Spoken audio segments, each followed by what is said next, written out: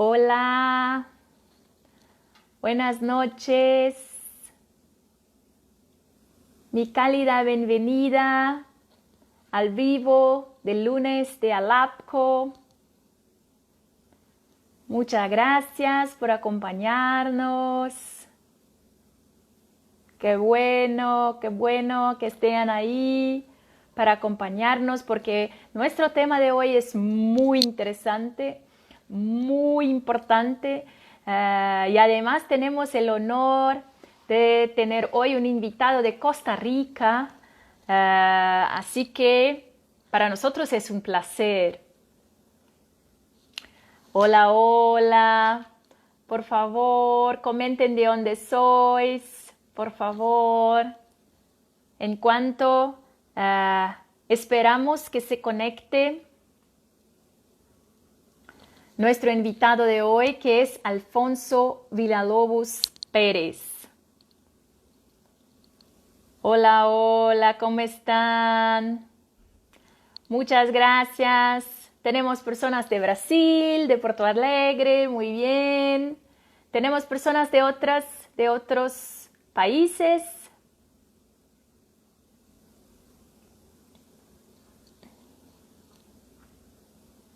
Qué bueno, qué bueno.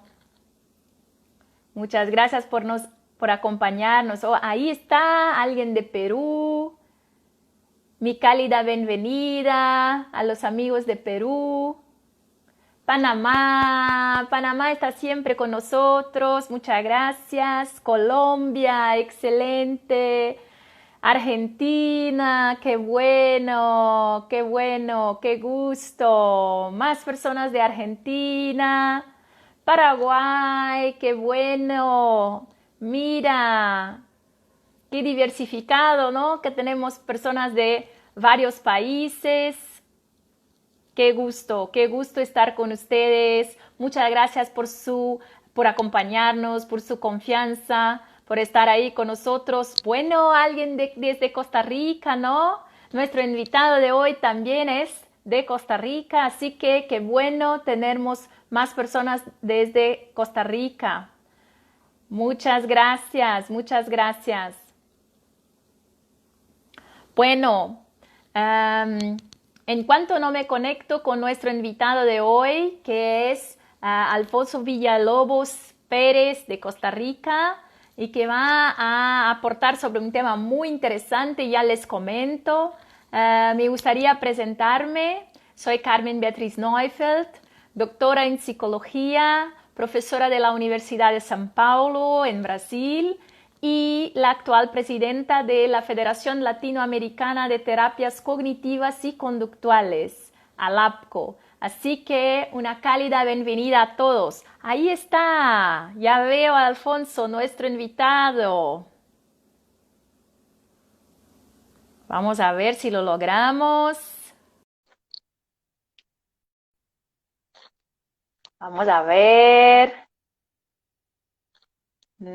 Sí, creo que sí. ¡Qué bueno! Buenas Un tardes, buenas noches. gusto. Sí, buenas noches Muchas para gracias. nosotros, ¿no? Sí, Un sí, gusto. Muchas gracias, Alfonso, por muchas gracias. estar con nosotros. Qué bueno, qué placer.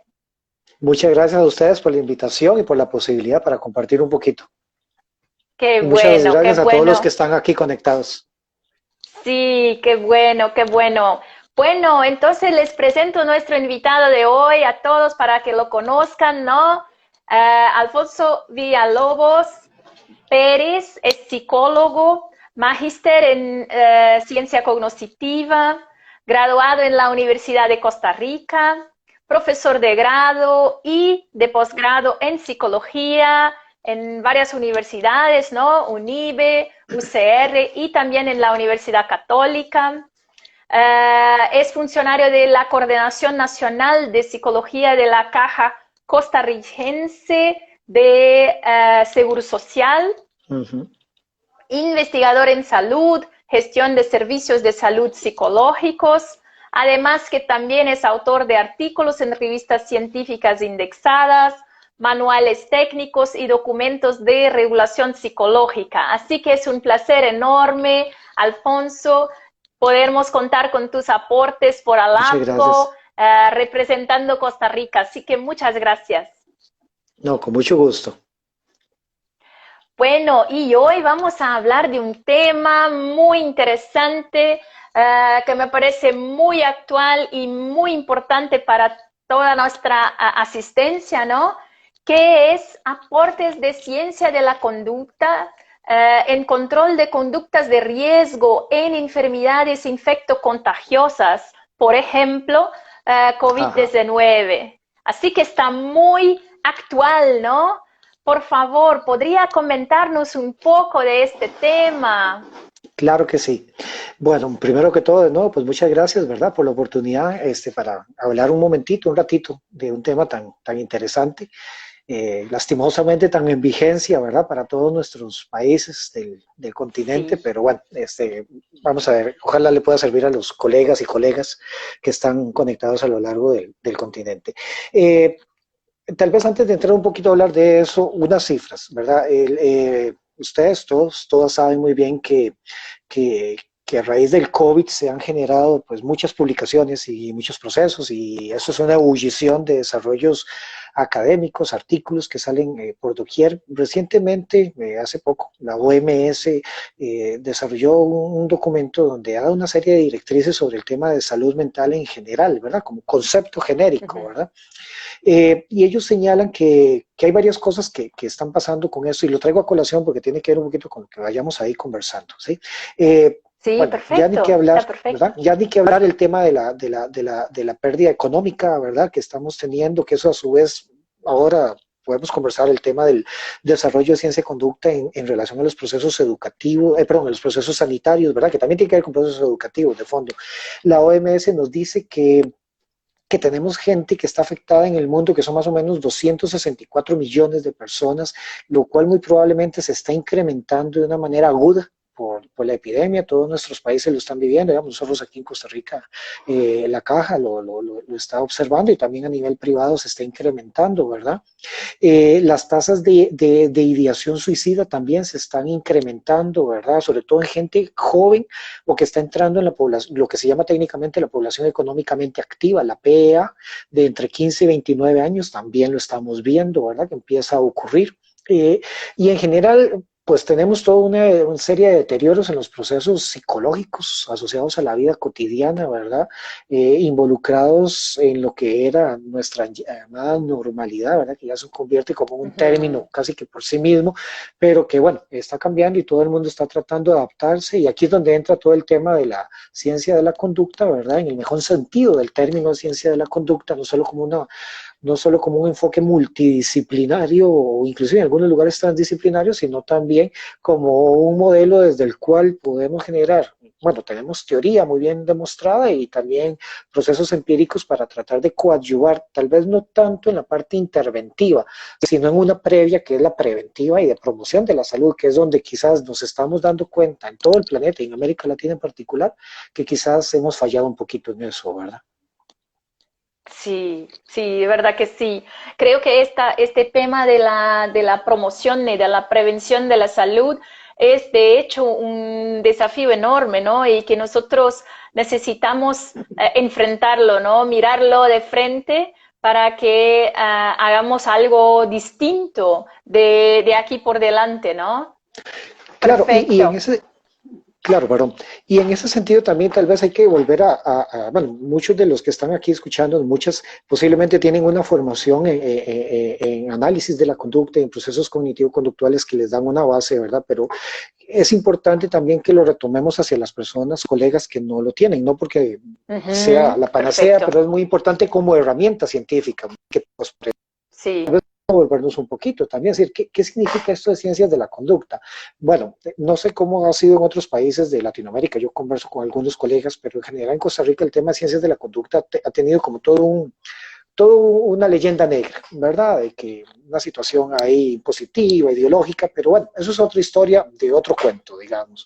En el caso que nos aborda aquí en este momento, pues ciencia de la conducta está vinculado a todos esos procesos y desarrollos científicos que hemos desarrollado en los últimos 80 años, ¿verdad? Pues sí, muchos están asociados con algunos con la escuela skinneriana. Sin embargo, también el concepto es un poco más amplio porque con el paso de los años y de las décadas, ciencia de la conducta se convierte, como decía hace un momento, en un modelo de trabajo inter y transdisciplinario. O sea, ya no solo tenemos psicólogos o psicología. Claro. Tenemos a otras disciplinas que están vinculadas, de pronto la misma medicina, tenemos gente de otras áreas que no son directamente estas, como por ejemplo farmacia, enfermería en salud mental, etcétera, o entre otras. Y entonces, ¿qué es lo que tiene de particular el concepto? Bueno, para nosotros en psicología, que es de lo que estamos ahorita aquí conversando, es ¿qué elementos teóricos tenemos que retomar? Si nosotros nos vamos de nuevo a la formación teórica, un concepto que es medular en el tema de ciencia de la conducta tiene que ver con la triple relación de contingencias, que es básica en muchos de los procesos. Y eso va a ser importante por otras cosas que ahora tal vez podamos tener oportunidad de conversar, como por ejemplo, por qué es que de pronto no funciona una intervención psicológica educativa solamente mediática. Es decir, que sea solamente de panfletos, de educación por algo televisivo o radiofónico, que es lo que nos está pasando, ¿verdad? Y aquí nos lleva eso a todos estos temas de la triple relación, o inclusive de la cuádruple relación de contingencias, con la operación de establecimiento, los estímulos discriminativos, la conducta y la consecuencia, porque no lo estamos articulando, ¿verdad? No me voy a adelantar mucho, pero no está ocurriendo eso. Además hay otro tema que no estamos considerando que tiene que ver con un concepto que se llama las metacontingencias culturales, ¿verdad? O las metacontingencias conductuales, que funcionan en el tercer nivel, que es el ontogenético, ¿verdad? Es decir, ya en el aspecto puramente cultural. Pero ese aspecto también está fundamentado en otros dos estadios, el filogenético a su vez, ¿verdad?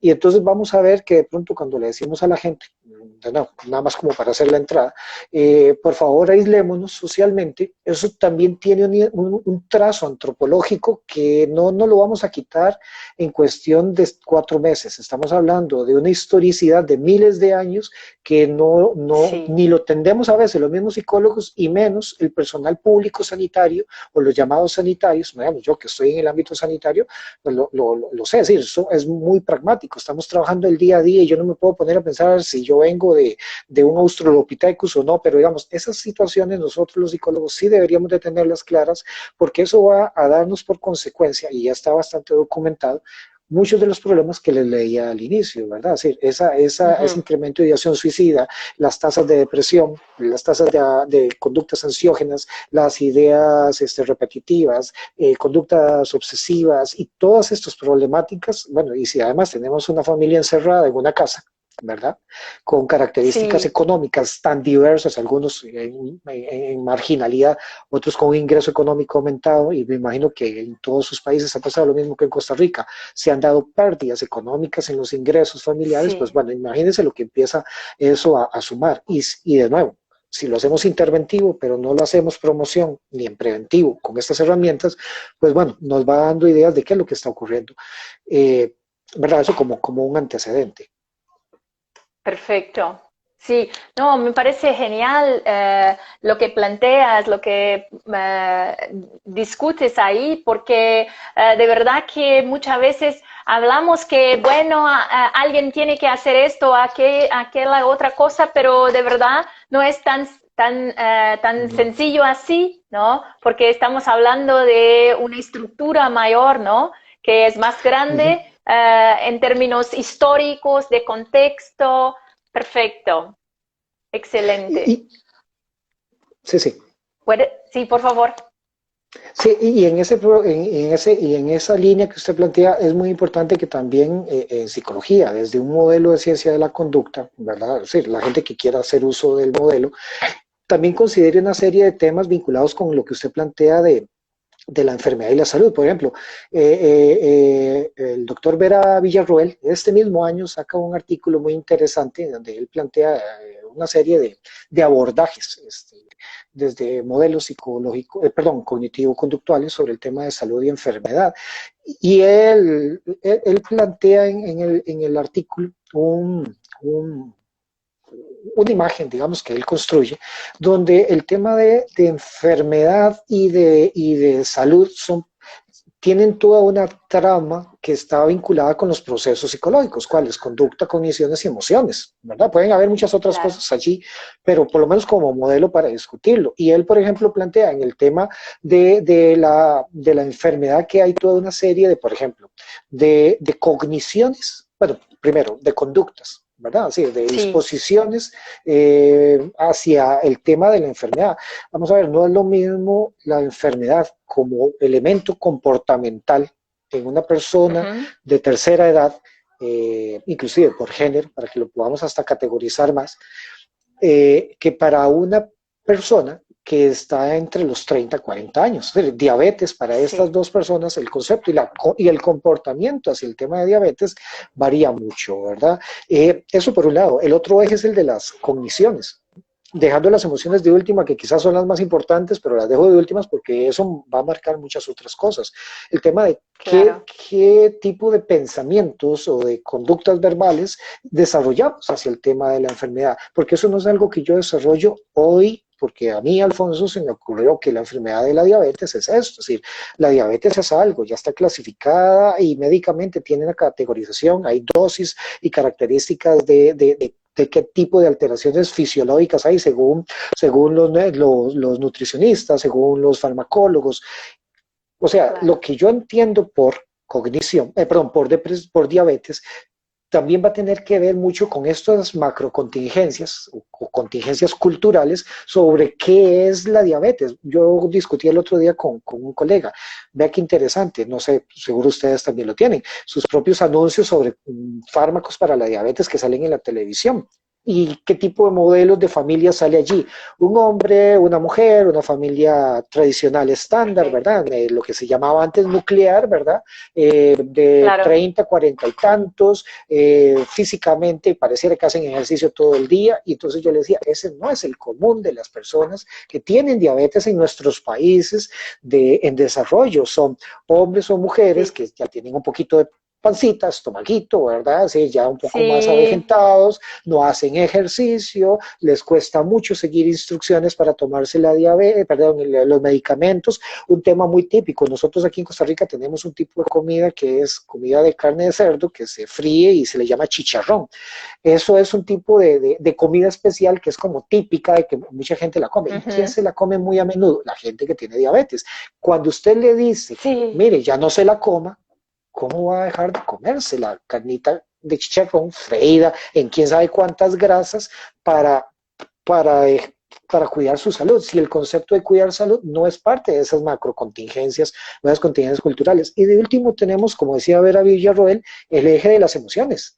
Es decir, que, bueno, perfecto. ¿qué siento yo hacia ese tipo de cosas?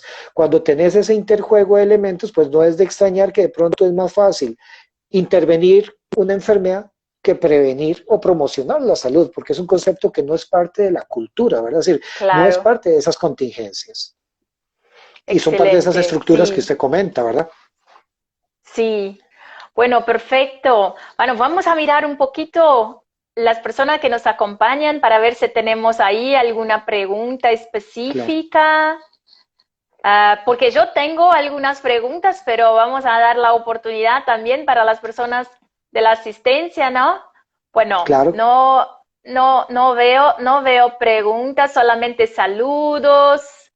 Ah, muchas gracias a todos que nos acompañan. Un placer, un placer, muchas gracias.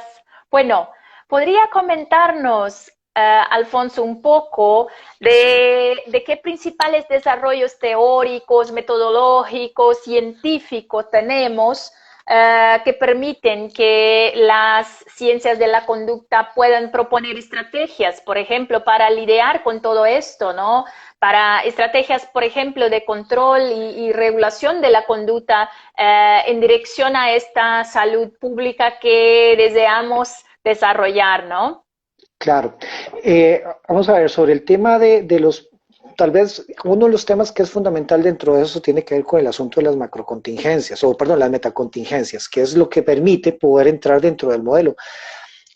si nosotros vamos a diferentes modelos psicológicos, hablamos de lo psicosocial, de los elementos de masas, etcétera. El problema que tenemos allí, en esta modelación psicológica, es que nos es muy difícil hacer implementación o cambios comportamentales. Ese es el principal problema que tenemos. Sí, porque siempre estamos trabajando con personas, ¿no? Sí. Lo miramos en un social, en un contexto, pero de verdad que nuestras intervenciones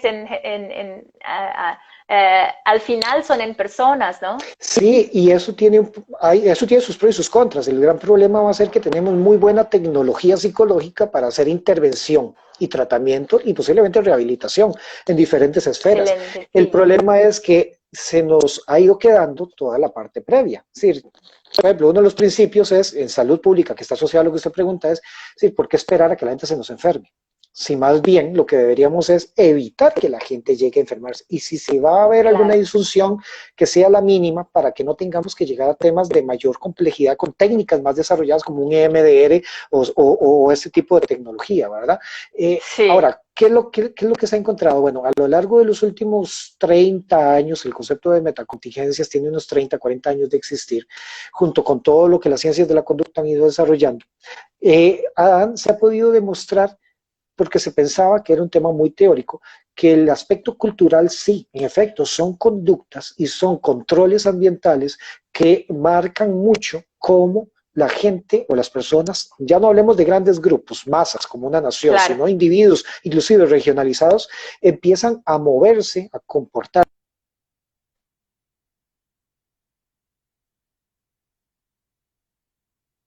Que se encuentra es que sí, en efecto, con los desarrollos experimentales se logra demostrar que cuando se usan patrones o elementos de tipo simbólico, más bien, simbólico, eso genera un patrón de comportamientos y de control sobre la conducta de los individuos. ¿Qué quiere decir eso? Bueno, aquí lo que tenemos son lo que llamaríamos en el desarrollo terapéutico un tema de intervenciones cognitivo-conductuales o conductuales de tercer orden, sumamente simbólicas, lingüísticas. Y uno de los principales hallazgos que se ha desarrollado en relación a todo este tema de lo lingüístico es que precisamente los elementos de la conducta, bueno, deja el término de lenguaje, más bien el de conducta verbal, tiene un gran control sobre todos los eventos vinculados a muchos de los procesos que están vinculados a enfermedad. A muchos, de tipo simbólico, porque hay otras cosas que son más de tipo interoceptivas, fisiológicas, que pues ahí funcionan de otra manera. Sí, ¿verdad? Claro. Y en ese sentido también empezamos a toparnos con que las ciencias de la conducta se empezaron también a estudiar los procesos más de tipo sanitario, ¿verdad? Algunas, ¿verdad? Que tenían ese interés, no son muchas, pero digamos, hay grupos que se orientaron hacia allá. Empezaron a estudiar, bueno, pero ¿qué es lo que ocurre con los procesos sanitarios? Que a pesar de tanta información, tanto folleto, tanta cultura informativa al respecto, la gente sigue emitiendo los mismos comportamientos a lo largo del tiempo. El ejemplo que le doy, digamos, de la diabetes, yo lo uso muy comúnmente en mis clases para entender que aquí hay un problema de fondo que no tiene que ver con los estímulos discriminativos o las operaciones de establecimiento, tiene que ver con una relajación contingencial, ¿verdad? Es decir, es un tema tan básico como que me gusta el sabor. Y ok, ¿cómo quiebro yo tan básico como eso? Y luego usted puede ir subiendo en niveles de complejidad. Y entonces nos topamos con situaciones que, bueno, tampoco son nuevas, ya nos las habían dicho desde hace 90 años otros investigadores y más recientemente sigue la neurociencia ampliando la información. Y es que si para usted algo es agradable y reforzante y se convierte en una práctica cultural que es propia de una región, vamos a tener que insertarnos con otros modelos, por eso es que es interdisciplinario el asunto, con otros modelos de trabajo y quizás con otras disciplinas para empezar a hacer un reconocimiento de estos elementos y empezar a quebrarlos. Entonces, ¿qué hago yo con el tema? Siguiendo con el mismo ejemplo de la diabetes. El tema de la diabetes es un tema muy complejo, muy interesante, porque la diabetes no es solamente qué es lo que me como, sino que en el momento en que se te detecta y se te diagnostica diabetes, entonces aquí hay un cambio hay una obligación a cambiar la conducta. ¿Qué es lo que te dice el médico, el sanitario que te atiende por lo general, que por lo general es un médico? Mire, usted tiene diabetes, tipo tal, 1 o 2. Usted usted ya no puede volver a comerse su chicharrón o su pollito o de aquello que está lleno de grasa. Usted a partir de hoy se acabó. ¿Mm? Ya no puede tomar postres, ya no puede comerse el quequito o el heladito. Ok, excelente, hasta ahí va todo bien. La persona dice, sí, sí, mueve la cabeza. Sale del consultorio médico, alguna otra consulta que tenga por allí, puede ser que lo manden a nutrición, y todo eso son puras conductas asociadas a nada. Y lo que se ha encontrado a lo largo del tiempo es que este tipo de elementos, ciertamente, la evidencia indica que el consejo del profesional sanitario, sobre todo si es médico, tiene un impacto, pero el impacto es simplemente cognitivo y momentáneo, Ujú. porque es una situación negativa, futura, y más o menos dudosa, porque usted dice, bueno, pero si lo tenés, no, no, sí, pero igual me voy a ir a comer el chicharroncito el fin de semana porque mi hija cumple años y cómo no me voy a comer la comidita que les hice, ¿verdad? Claro. Entonces, aquí es donde está faltando algo, porque tenemos psicólogos en los sistemas sanitarios públicos y privados y se nos olvida que esta persona, y ya está más que clara la epidemiología a nivel mundial, muchas de las personas, siguiendo el ejemplo de la diabetes, tienen tasas de depresión y de ansiedad. Y cuando, porque ya lo traen antemano, no está claro si una cosa está asociada genéticamente o biológicamente con la otra, pero en todo cargo la carga conductual ya está allí. Y entonces nos topamos con un doble problema. Ya no es solamente una persona que es diabética, que tiene que tomar medicamentos y cambiar sus prácticas comportamentales en relación a su vida Ujú. cotidiana, sino que además tiene una carga de alguna disfunción psicológica. Y entonces aquí se nos complica un poco más. Y lo que va a demostrar un poco la evidencia es que aquí empieza a bifurcarse todo. Empezamos a hacer atenciones para la persona diabética que está depresiva, porque está depresiva, pero no estamos haciendo una inversión adecuada en los procesos previos. Y eso es un gran problema. ¿Por qué? Porque los procesos previos que están vinculados a la educación para la persona diabética, que ya no es promoción de la salud, porque ya la persona, digamos, se salió un poco de ese eje y ya tiene la enfermedad. Aquí nos está faltando muchas otras cosas. No es solamente empapelar el Ujú. consultorio de consuma bien, coma bien, aliméntese bien, porque si no su diabetes se puede deteriorar y llevarlo a situaciones inclusive de muerte, sino también necesitamos involucrar, y eso se ha encontrado, a todo el personal sanitario de una u otra manera con sus propios roles. Usted no puede esperar que el nutricionista pues posiblemente le haga una intervención emocional, no le corresponde y no está posiblemente Claro. capacitado. Me acuerdo una vez que estábamos hablando con farmacéuticas y me decía un señor, es que a mí un señor mayor, me decía el muchacho y farmacéutico, me dijo que yo tenía, que podía tener disfunción sexual por una serie de situaciones asociadas a eso. Y entonces yo me asusté mucho, me decía a mí el muchacho, el jovencito de farmacia. Y yo le decía, yo después pensaba y lo hablaba con unos estudiantes, claro que se va a asustar, porque no está preparado para este tipo de situaciones, no sabe, no lo hemos entrenado para que se haga un manejo Sí. adecuado de esas.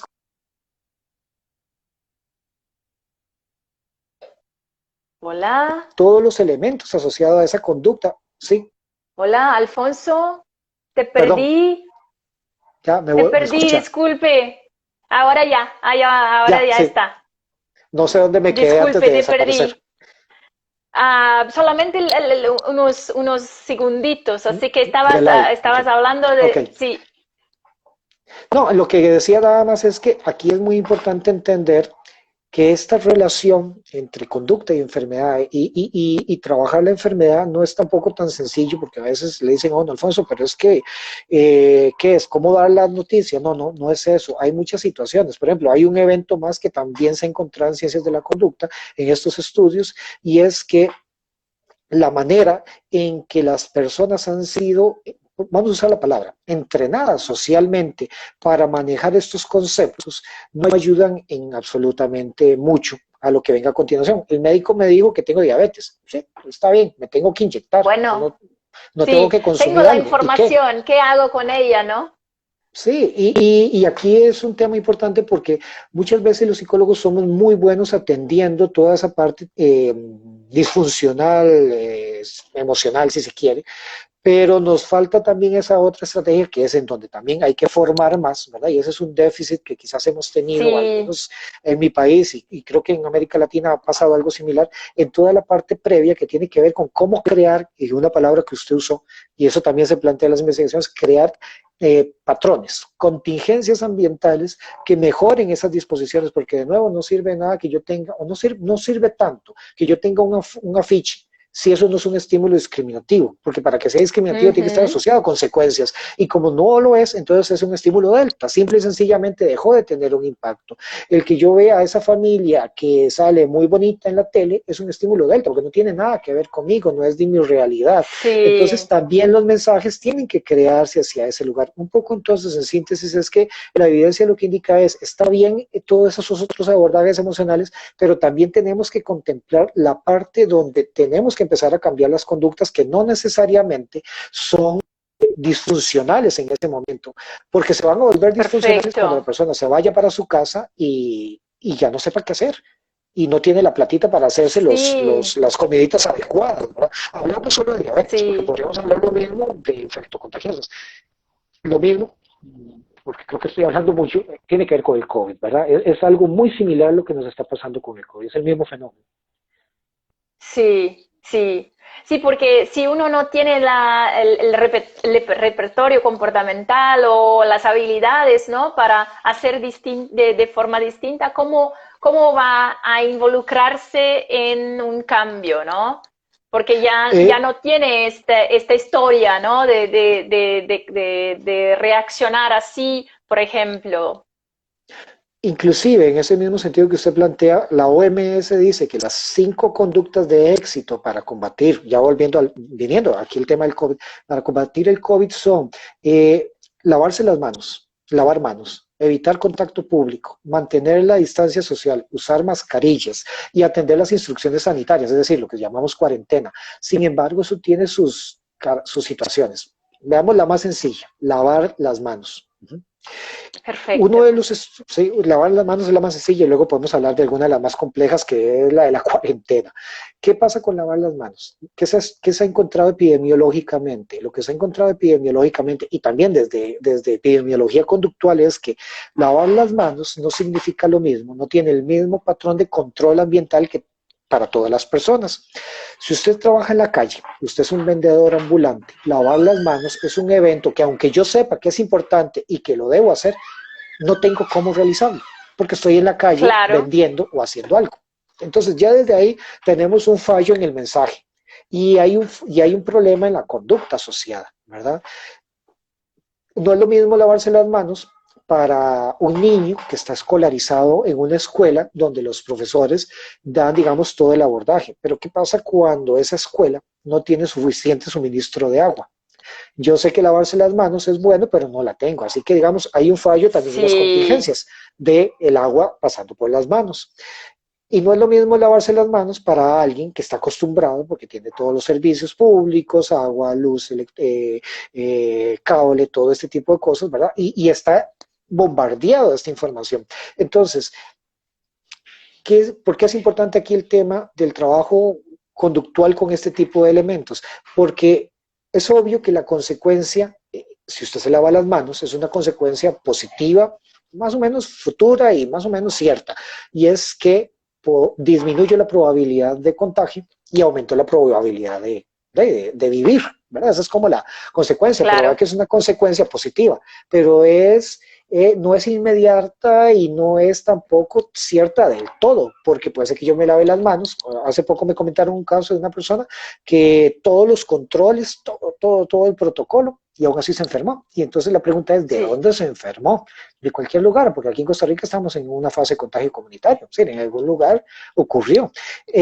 Vamos a ver, tampoco podemos eliminar la probabilidad cero, eso es imposible, ninguna disciplina científica tiene ese poder para Ujú. realizarlo, pero sí podríamos cambiar un poco algunos mensajes asociados a la conducta, pero también estudiar algunas situaciones. Bueno, el mensaje, ¿cómo lo vamos a aplicar? ¿Lo vamos a hacer general para todos o es posible regionalizar algunas cosas? Ciertamente nuestros ministerios de salud en América Latina no tienen plata para hacer una regionalización por estratos socioeconómicos, eso es clarísimo, pero de pronto podemos trabajar, bueno, en Costa Rica nosotros lo que tenemos como gobierno más nuclear es el de la municipalidad, ustedes seguro tienen otras unidades departamentales, entonces, bueno, se pueden hacer otras cosas trabajando psicología con estos lugares para tratar de encontrar cuáles son las características más apropiadas. Si usted tiene una población que está altamente empobrecida, el mensaje de ir a lavarse las manos hay que darlo. pero hay que entender y quizás hay que darle herramientas, como por ejemplo lavatorios portátiles.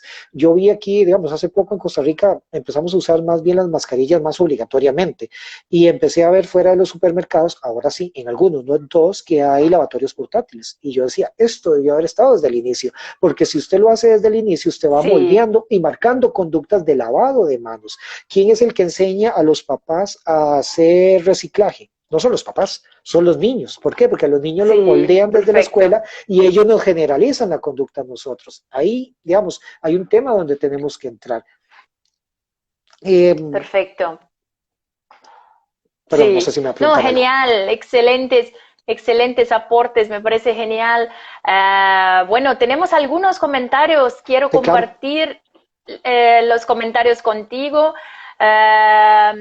Meli Mata comenta, excelente profesor desde Costa Rica. ¿Cómo Sí. considera que desde la clínica podemos afrontar este reto?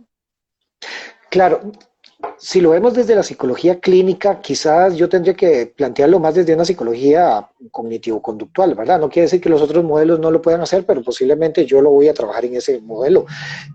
Aquí hay varios temas y me devuelvo a lo que decía Vera Villarroel y ya lo planteamos muchos autores antes de él, ¿verdad? El tema de Sí, entender esa triada cognitivo-conductual emocional, en primer lugar. La persona que llega a mi consulta, ya hablando de una persona pues, que viene por una consulta, un motivo terapéutico posiblemente, y lo voy a poner un motivo terapéutico con una persona que vivió o ha tenido o tiene un pariente con COVID. Vamos a ver, ¿qué es lo que nos estamos sí, topando con las personas con COVID? Bueno, alguien que tuvo a alguien en su familia perfecto. o el mismo. Uno de los primeros temas es que están altamente ansiógenos, están ansiosos, ¿verdad? Sí, nosotros hacemos aquí en Costa Rica desde la caja atención virtualizada. Bueno, el país se virtualizó completamente en casi todo el mundo pasó. Sí, Y tanto privado como el público. Una persona que tiene COVID es una persona que va a estar ansiosa o tiene un pariente con COVID, es una persona que va a estar ansiosa, una ansiedad ante que muchas cosas que no son tan irracionales del todo. O sea, me puedo morir o se puede morir, me claro. puedo contagiar a alguien, voy a perder mi empleo. Digamos, son situaciones que son reales. Aquí el aporte que nosotros tendremos que dar es separar entre una situación y la otra, es decir, qué es lo real, qué es una expectativa irreal de la situación y cuáles son todas esas emociones que lo que me están es incrementando la tasa de ansiedad, ¿verdad? Y provocándome una serie de castigos hacia mí mismo en lugar de poder entender lo que ocurre. Quizás aquí el modelo de TREC es el más adecuado para esta situación si la persona está estable emocionalmente, si necesito estabilizarla, reflexionar sobre lo que está pasando, organizar los pensamientos y emociones y una vez que estabilice, pues bueno, podemos seguir hacia adelante. Inclusive allí cuando la persona está estable, porque de otra manera es muy difícil hacer un cambio conductual de otros elementos, entonces también puedo, yo me parece, que el que yo sea clínico no me inhibe de eso, si no tengo que ser psicólogo de la salud solo para hacerlo, o estar formado en medicina conductual para desarrollarlo, yo debería de indagar cuáles están siendo sus hábitos de salud en relación a todo el modelo que está ocurriendo sobre COVID, porque bueno, voy a seguir Ujú. el tratamiento clínico, pero también necesito que la persona siga las instrucciones y si veo que la persona no está siguiendo instrucciones, pues bueno, voy a tener que darle algún tipo de estrategia psicológica, bueno, cognitivo-conductual en este caso, para que pueda desarrollar un proceso adecuado de trabajo instruccional, ¿verdad? Aquí también es importante, en algún momento lo conversaba hace algunos años, también poner mucha atención a las capacidades cognitivas de la gente, ¿verdad? Es muy Sí, importante porque a veces hay gente que no tiene la capacidad de seguimiento de instrucciones.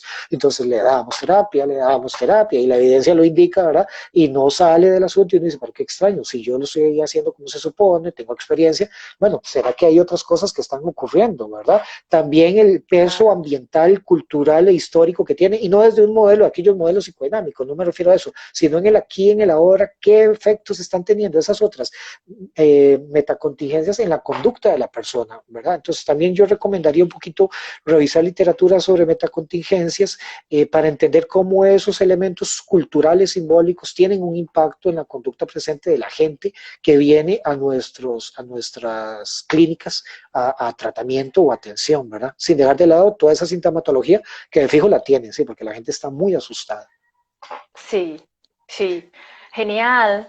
Muchas gracias. Esta era la pregunta de Costa Rica, ¿no? De una colega de Costa Rica. Tenemos un comentario de una colega de Brasil, Karen, nuestra colega de Alapco. Ella comenta, es muy importante pensar en todo esto en países con tantas diferencias sociales como los nuestros, ¿no? Sí, es importante. Y Claudio, disculpe, Perdón, siga, sí, sí. por No, no, favor. siga, siga. No, no, Ya siga, para quería poder. comentar una pregunta de Claudio González. ¿Se puede considerar que es un error confiar en la conciencia de las personas para la prevención? En este caso, por ejemplo, del COVID. Ok, primero con la de Karen y luego la del compañero Claudio, que me dijo el nombre, me parece.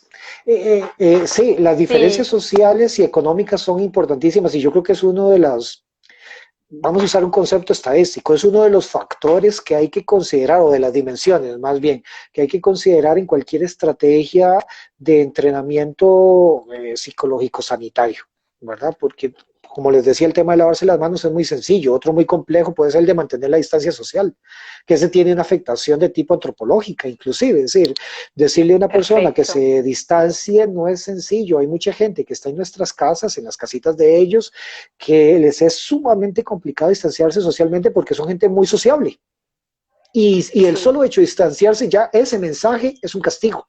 Es un castigo tipo uno, es decir, sumamente pesado porque ¿cómo me distancio? Si mi definición de ser humano es estar en ese contacto. Hay gente que es menos sociable, digamos, no es parte de su repertorio, estilan otras cosas, quizás no les afecte, pero les va a afectar de otra forma, ¿verdad? Y ese tipo sí, de tema, bueno, mantener la distancia social, de fijo hay que hacerlo porque el COVID no te permite otra cosa, pero entonces hay que graduar el mensaje, ¿verdad?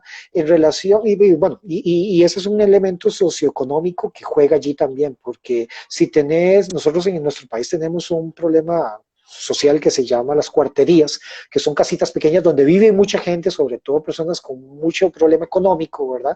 Y tenés 20 personas que no son del mismo grupo familiar viviendo allí. Y algunos se contagian. ¿Y qué haces con eso? Es decir, ¿cómo los vas a distanciar si la casa es de 40 metros cuadrados y tenés 20 personas allí metidas? Son temas sí, que también sí, tenemos que considerar. ¿Cómo vamos a manejar eso? ¿Los vas a llevar a un albergue? ¿Vas a quebrar el grupo y la interacción? ¿Cómo lo vas a manejar? Vas a tener que hacer intervenciones en crisis, vas a tener que traer a trabajadores sociales para que te ayuden a manejar ese modelo de ruptura, ¿verdad? Que hay allí, y muchas veces no lo hacemos. Y luego vienen todas las otras secuelas psicológicas que se nos van a sumar durante años, que son de y nos va a costar mucho resolver. En relación a lo que dice el colega Claudio, el tema, digamos, de la conciencia es importantísimo. Si entendemos conciencia como un tema de conocimiento y de manejo de la información que tenemos sobre el lugar donde nos movemos y sobre nosotros mismos, sigue siendo fundamental. Aquí el tema fundamental o importante con el concepto de la conciencia tiene que ver con el asunto de no dejarlo solo como un tema puramente volitivo personal. Es decir, yo tomo una decisión de que voy a cambiar y hoy cambio. Sí, algunas personas lo logran, pero si nos vamos a los estudios de ujú, autoeficacia, nos damos cuenta de que para que ocurra eso hay toda una historia de condicionamiento y de un entrenamiento sí, psicológico individual. Es decir, no es mágico, ¿verdad? Es decir, hay algo en el patrón de sí. conducta de esos individuos que permite que tengan ese nivel de éxito. Entonces, si tenemos conciencia en esos términos, sí, igual vamos a tener que apoyar mucho porque ya lo hemos visto con el COVID. Sí, por más mensajes, las situaciones se nos salieron de control en muchos países, en unos más que en otros, pero no podemos dejarlo un tema solo volitivo, ¿verdad? Personal y solitario, sino que involucra un apoyo. Y nosotros los de psicología creo que tenemos las herramientas para mejorar mucho esos apoyos, ¿verdad? Sí, excelente. Incluso en este sentido, comenta Marta de Brasil. Hola Marta, ¿cómo estás? Muchas variables que tornan las cosas muy difíciles y muy complejas, ¿no? Sí, por ejemplo, si nos vamos a otro concepto o otra conducta que usa la OMS, de una de las más complicadas, aunque parezca de las más sencillas, atender las instrucciones sanitarias públicas, lo que llamamos cuarentena. Yo creo que igual que mi persona se va para la playa, ¿verdad? Se va a recibir el sol, se van a hacer fiestas, a pesar de que hay cuarentena. Usted puede aplicar medidas de castigo.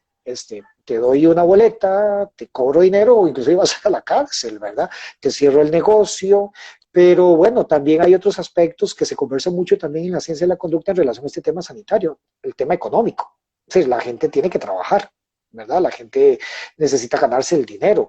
Qué complicado cuando competís dos elementos tan disímiles y tan peligrosos y tan importantes, salud pública, pero también comida, ¿verdad? Nuestros Sí, granos básicos en Costa Rica es el arroz y el frijol. Y nosotros decimos, para ganarnos el arroz y los frijoles, con lo que comemos tenemos que trabajar todos los días.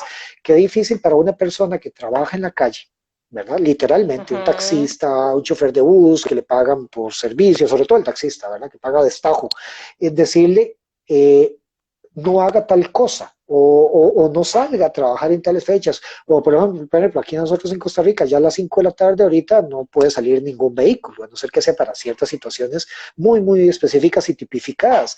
Eh, bueno, qué complicado porque, bueno, si sos taxista te lo van a permitir, pero por ejemplo, si sos de un Uber, por mencionar un nombre, ya no puede salir porque no puede desarrollarse. Y si no tenía otro trabajo, bueno, estas sí, variables hay que considerarlas. El problema que también tenemos es que si bien tenemos todos estos desarrollos y este conocimiento y de alguna manera esas tecnologías, todavía me parece que en América Latina no nos hemos insertado en psicología dentro de los sistemas de salud pública. Digamos, nosotros en la caja sí tenemos muchos colegas que trabajan y hacen intervenciones, pero me refiero más bien en el manejo preventivo de las políticas sí, sanitarias para que manejen, digamos, los aspectos comportamentales. Si usted observa muchas veces las respuestas que dan los ministerios de salud son epidemiológicas, pero siguen siendo mucho de castigo, ¿verdad? Y cuando sí, usted castiga, ya sabemos qué es lo que ocurre.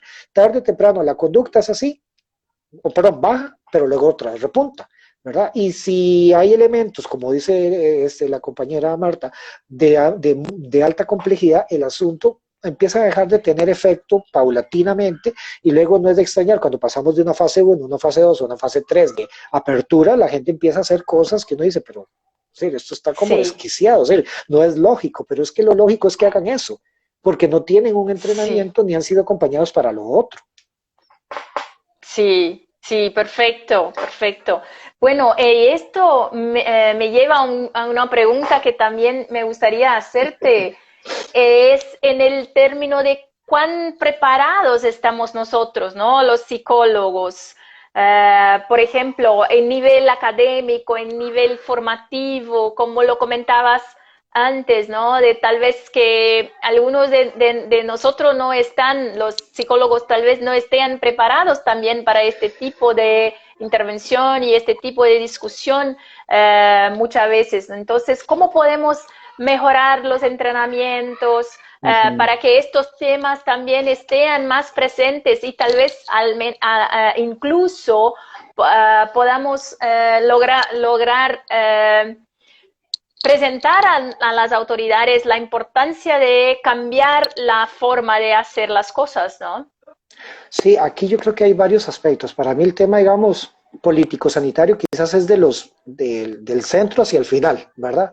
Que primero, como dice usted, hay que demostrar muchas otras cosas. Yo creo que aquí mucho tiene que ver dos grandes elementos, el tema formativo del pregrado y el posgrado y el tema investigativo. Investigativo en el Uh sentido de -huh. ciencia, ¿verdad? Formal. Eh, el primero, el académico formativo y de capacitación. Es importante que las facultades, las escuelas de psicología de América Latina también reflexionen mucho. Yo creo que, vamos a ver, el COVID ya llevamos 6 meses, los chinos ya llevan 8 meses con este tema, ¿verdad? Y a ellos aún les repunta, pero no tan feo como nos repunta a nosotros. Y deberíamos reflexionar en América Latina por qué nos ha ido tan mal con el COVID. Es decir, ¿qué es lo que nos pasa? Porque no es que seamos gente que no entendemos. El latinoamericano es una persona muy inteligente por las mismas situaciones a las que ha estado expuesto, las beligerancias, situaciones políticas, económicas y tantos sufrimientos que hemos tenido. Es decir, eso nos vuelve bastante adaptativos y muy resilientes. Tal vez, pero eso no es una mejor palabra.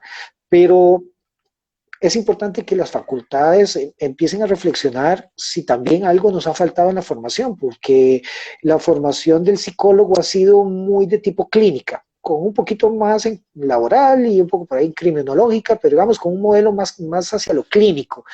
Y eso está bien, porque la gente tiene disfunciones y tiene una serie de alteraciones que hay que atender, pero ahí está un asunto importante, es decir, la atendemos cuando ya se consolidó. Y Ujú. las facultades quizás han perdido de vista la otra parte. Vamos a ver, yo no estoy diciendo que es que tenemos que meter todo el tema de psicología de la salud allí, pero muchas veces lo único que tenemos es, si acaso, un curso de psicología de la salud. De medicina conductual no tenemos prácticamente ninguno en los sistemas. Y la formación para crear, digamos, para crear procesos psicológicos fuertes, bien articulados de entrenamiento a los jóvenes o mujeres y hombres que están formándose, no son tan claros. Los entrenadas les das entrenamiento muy fuerte en las clases, les haces supervisión para que atiendan a las personas con psicosis y todo este tipo, digamos, de trastornos, pero cuando llegamos a la parte previa, que es, ¿y cómo hace usted para reducirlo? Los muchachos no te lo logran resolver. Digamos, yo lo he hecho en otros cursos, ese ejercicio, y ellos no me dicen muy bien qué, lo que hacen es repetir los libros de psicología social, perdón, de psicología de la salud. Y bueno, yo no quiero que me repita, yo quiero que usted esté preparado. Y mire, nos cayó un fenómeno que nos echó todo el mundo al revés, porque lo que creíamos que era lo adecuado, pues no lo es tanto. Ahora vamos a tener que vivir con los traumas, como decía un colega de aquí, con los traumas psicosociales, porque eso es lo que son, con los traumas psicosociales de la pandemia durante años en el porvenir, ¿verdad? Y bueno, es un aprendizaje para tratar de incluir más temáticas sobre eso. Eso nos va a llevar a tener también posgrados donde ya sea, digamos, tal vez en mi país es menos posible porque es muy pequeño, pero otros países que son más grandes pueden llegar a convertirse en focos de formación para mejorar los procesos de intervención pre y de promoción de la salud hacia este tipo de sitios. Y el otro tema que para responderle, bueno, intentar dar una respuesta a lo que usted me pregunta, es el de la investigación. ¿Verdad? Nuestras investigaciones Ujú. en general han sido muy hacia esa otra parte del modelo, ¿verdad? A lo preventivo secundario y terciario, pero no tanto a lo preventivo primario. Y cuando lo hacemos es más con un estilo encuestas, de tipo observacional, aplicamos instrumentos, pero también hay que crear modelos interventivos de tipo experimental o cuasi experimental para ver cuáles estrategias son más adecuadas hacia nuestras características. Cierto que tenemos, digamos, mucha información del mundo anglosajón, pero también es un contexto socioeconómico diferente y cultural, con otras manifestaciones y sistemas jurídicos que también generan otras pautas, aunque veamos que también a ellos se les desarmó el asunto porque vemos a Estados Unidos como va a galope hacia la muerte, ¿verdad? Todos los días.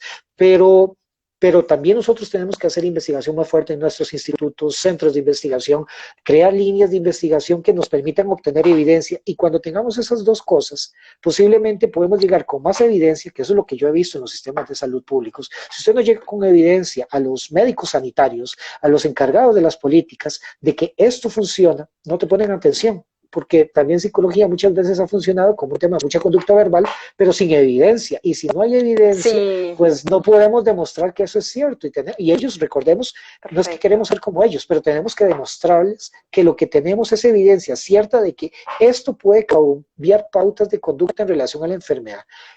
Con el COVID podremos hacer algo ahora, bueno, pero bueno, hay que mejorarlo mucho también. Y luego está el tema de capacitación, donde podemos insertar más procesos, por ejemplo, de seminarios, charlas, certificaciones de otro tipo, como para dotar más a los que ya están en la calle trabajando, ¿verdad? Y darles herramientas como la pregunta que hacía la colega, de qué pasa con la intervención clínica con gente que ya tiene algún tipo de alteración como esta, que es el COVID, ¿verdad? Que eso no lo sabemos hacer del todo, estamos haciéndolo en el día a día, viendo a ver cómo nos va, pero no estamos del todo Sí, preparados teórica y técnicamente para afrontar esto que nos cayó encima. sí, perfecto. Bueno, un último comentario que vamos a destacar aquí de Prisla, de Brasil. Comenta que los determinantes sociales también impactan a la Uh salud. -huh. Así que no sé si te gustaría comentar un poco en este Sí, tema, ¿no? sí, por supuesto, digamos, dentro de los conceptos de salud mental, estilo, digamos, dentro del marco de la OMS, uno de los grandes determinantes es el aspecto social, que era lo que veníamos ahora comentando, ¿verdad? Es decir, Ujú. hay características que también, bueno, y eso lo uno a lo que usted me preguntaba hace un momentito, no es que tenemos que convertirnos en psicólogos sociales, porque puede ser que a algunos no les guste ese ámbito de trabajo, pero de fijo los psicólogos tenemos que entender la situación social desde un punto de vista implementativo, es decir, en qué podemos nosotros intervenir. Yo no puedo cambiar una cuartería, yo, Alfonso, no puedo cambiar el fenómeno de las cuarterías en mi país, pero sí puedo aportar dentro de los procesos sanitarios públicos, si tengo evidencia y si tengo, digamos, algún grado de prestigio académico que me lo permita, sobre qué cosas deberíamos de tomar en cuenta para impactar el modelo de la cuartería, que ahorita, al menos en mi país, está afectando mucho el tema del COVID, pero hay otras cosas similares que ocurren en otros países de América Latina, porque con otros nombres existe y no le hemos dado respuesta. Hace poco decía un político, es que un periodista, ese problema lo tenemos desde hace décadas, pero ahora con el COVID explotó y nos dimos cuenta de que el tema de las cuarterías no solo es un tema sanitario, sino un tema de desigualdad y de discriminación social. Claro. Y eso el psicólogo tiene que saberlo. Y esos son determinantes sociales, de fijo tienen que estar en la discusión y en el entrenamiento también. Sí, de verdad que las desigualdades sociales se pusieron como que mucho en nuestra cara ahora, ¿no? Sí. Las vemos de una forma muy, muy, muy clara ahora por el tema del COVID, ¿no? Disculpe, comenté que era la última pregunta, pero encontré una más. Sí, claro que sí. Y no vamos a perder la oportunidad, ¿no? Es de nuevo una pregunta de Costa Rica, de Meli Mata, que ya hicimos una otra pregunta de ella, ¿no? Su pregunta es, ¿existen algunas investigaciones que han indicado que en trastornos mentales en COVID-19 exacerba los síntomas o bien desencadena la sintomatología del trastorno? ¿Sabes algo a este respecto? Muchas gracias por las preguntas. No entendí bien la pregunta. La pregunta es si sabes algo al respecto de que los síntomas de trastornos mentales observan o mismo se desencadenan ahora frente al COVID-19. Ok, lo que se ha encontrado en la literatura, digamos, perdón, más bien, lo que está exponiéndose en la literatura sobre temas asociados a trastornos psicológicos es que si una persona ya tenía algunos precursores o algunas características psicológicas disfuncionales o, digamos, con algún grado de alteración, pero que no habían, digamos, entroncado conductualmente de una manera coherente, el COVID puede ser un trigger, porque es un elemento por sí mismo. Sí, es que es una situación muy complicada, porque el COVID es como una lotería, así como te puedes morir, puede ser que no te pase nada, o solo te salga un poquito de gripe y no pase más allá. Entonces, ese elemento se ha convertido en un tema de presión ambiental en toda la sociedad y mucha gente ha empezado, digamos, a sentirse muy ansiosa. Y si además la pones dentro de un encierro, dentro de una cuarentena, el aislamiento ya está más que documentado en nuestra literatura durante décadas. El aislamiento y el encierro te dispara una serie de conductas de estrés agudo, que luego se pueden convertir en estrés crónico y severo. Ya llevamos 4 meses y vamos a seguir posiblemente durante más meses. Van a llegar Navidades y vamos a estar posiblemente aquí encerrados. Entonces, sí se ha encontrado que digamos, el COVID por sí mismo, pues no es que lo genera, sino que todos los elementos ambientales asociados a lo que está ocurriendo, el manejo de la información, la superabundancia de información, la forma en que se está manejando el tema, lo que vemos, eso podría incrementar. Y en algunos casos, bueno, sí se ha empezado a documentar, pero ya no tanto como trastornos mentales, es que las secuelas del COVID a nivel neurológico en algunas personas que han padecido son bastante severas y posiblemente requieran de algún tipo de rehabilitación neuropsicológica durante mucho tiempo por los procesos inflamatorios que están asociados al COVID. Entonces deteriora, bueno, genera inflamación a nivel de meninges y otras zonas del encéfalo y bueno, eso tiene repercusiones o simplemente en el sistema neuromuscular autónomo, ¿verdad? Pero sí hay alguna evidencia de que está vinculado. No es una causa, pero toda la contingencia genera presión. Sí, perfecto. Bueno, nosotros tenemos que cerrar nuestro vivo, ¿no? Porque si no, Instagram lo cierra por nosotros. Entonces, Primero de todo, darle muchas gracias a nuestro invitado, Alfonso Villalobos de Costa Rica. Muchas gracias por tus aportes, genial, Con mucho gusto. excelentes reflexiones y puntos para pensarmos, ¿no? Y para cambiarmos nuestras prácticas.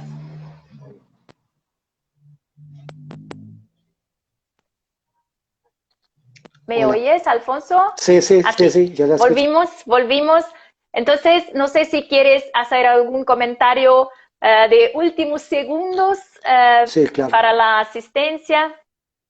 No, bueno, de nuevo, pues muchas gracias por la oportunidad, LAPCO, y tal vez dejar esta reflexión, ¿verdad? Para todos los colegas que están aquí con nosotros, de la importancia de estar no solamente trabajando en la parte interventiva, sino también de aquí en adelante pensar que vamos a tener a muchos de nuestros pacientes o personas usuarios o clientes que vienen afectados por todo este fenómeno, como lo pregunta la colega Melissa, ¿verdad? Hay que estarse actualizando mucho y también pues darle a la gente las mejores herramientas y también demostrarle nosotros a los sistemas sanitarios públicos de que podemos aportar a mejorar las condiciones de prevención para que pues ojalá nunca volvamos a tener algo como esto.